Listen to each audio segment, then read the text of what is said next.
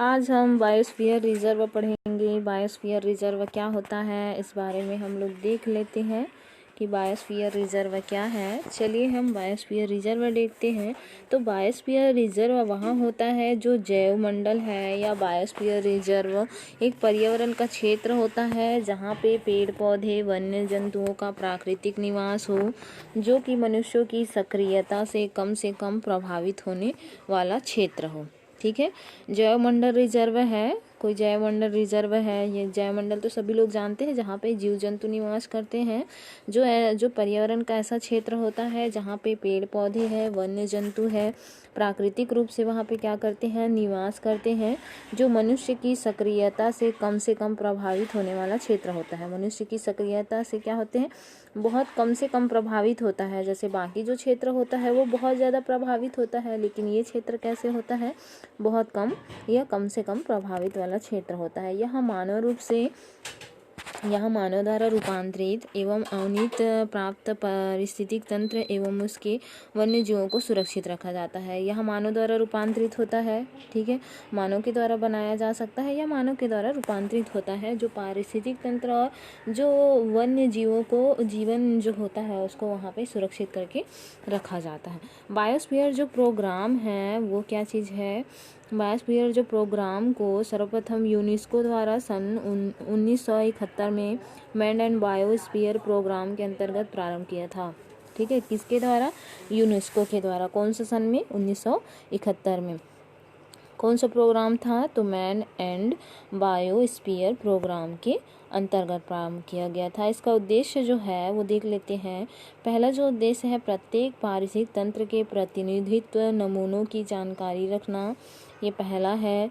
दूसरा जो है, लंबे समय तक आनुवंशिक विविधता को संरक्षित रखना। तीसरा जो है, मौलिक एवं व्यावहारिक अनुसंधानों को बढ़ावा देना। एंड फोर्थ है, जैविक संसाधनों के उचित प्रबंधन को बढ़ावा देना। अब पहला क्या है, प्रत्येक पारिस्थितिक तंत्र के प्रतिनिधि नमूनों की जानकारी। क्या बोल रहे हैं यहाँ पे, प्रत्येक पारिस्थितिक तंत्र के प्रतिनिधि नमूनों, जितने भी तरह के पारिस्थितिक तंत्र में नमूने पाए जाते हैं उनको वहाँ पे क्या किया जाता है, इस प्रोग्राम के अंतर्गत संरक्षण करके रखा जाता है और उसका लिस्ट तैयार किया जाता है। दूसरा पॉइंट है, लंबे समय तक आनुवंशिक विविधता को संरक्षित रखना। जो क्या होते हैं, बहुत टाइम तक, जितना भी हो, 8 साल 10 साल 12 साल 15 साल बोल सकते हैं या 100 साल भी बोल सकते हैं, तो उसकी जो आनुवंशिक विविधता पाई जाती है पौधे में, जंतुओं में, उनको क्या किया जाता है, संरक्षित करके रखा जाता है। तीसरा पॉइंट बोला गया है, मौलिक एवं व्यवहारिक अनुसंधान को बढ़ावा देना। अब ये मौलिक एवं व्यवहारिक अनुसंधान को कैसे बढ़ावा दिया है, मौलिक रूप से, ठीक है, और व्यवहारिक रूप से जो अनुसंधान होते हैं उसको बढ़ावा देते हैं। जैविक संसाधन है तो जैविक संसाधनों के उचित प्रबंधन को बढ़ावा देना। ठीक है, जो भी संसाधन पाए जाते हैं उसको बहुत ज़्यादा से ज़्यादा क्या किया जाता है, बढ़ावा दिया जाता है।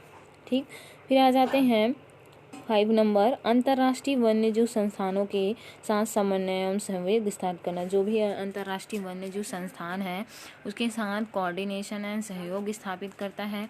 कुछ ज्ञानवर्धक बातें भी देख लेते हैं कि जैसे कि क्या होता है, नीलगिरी जो बायोस्फीयर रिजर्व है, जो भारत का फर्स्ट बायोस्फीयर रिजर्व कहलाता है, ये जो है 552 वर्ग किलोमीटर तक फैला हुआ है और 1986 में इसकी स्थापना की गई थी। उसके बाद है, अभयारण्य ऐसे वृहद क्षेत्र होते हैं जहाँ पे जीव जंतुओं को उनके प्राकृतिक आवास में कम से कम मानव हस्तक्षेप के संरक्षित किया जाता है। अभयारण्य किसको कहा जाता है, वृहद क्षेत्र होता है जहाँ पे जीव जंतु को संरक्षित करके रखा जाता है, लेकिन उसमें कम से कम मानव का हस्तक्षेप बहुत कम हो सके। ठीक है, मानव हस्तक्षेप कम होते हैं, जहाँ पर पर्यटन की अनुमति हो, शोध कार्य हो, रिसर्च हो, वैज्ञानिक पर्यावरण प्रबंधन का अभाव हो। विश्व पर्यावरण दिवस जो मनाया जाता है वो 5 जून को मनाया जाता है। ठीक है, वन्य जीवन कोष भारत की स्थापना जो है 1969 में की गई, जो कि अब विश्व वन्य जीव कोष निधि के नाम से भी जाना जाता है।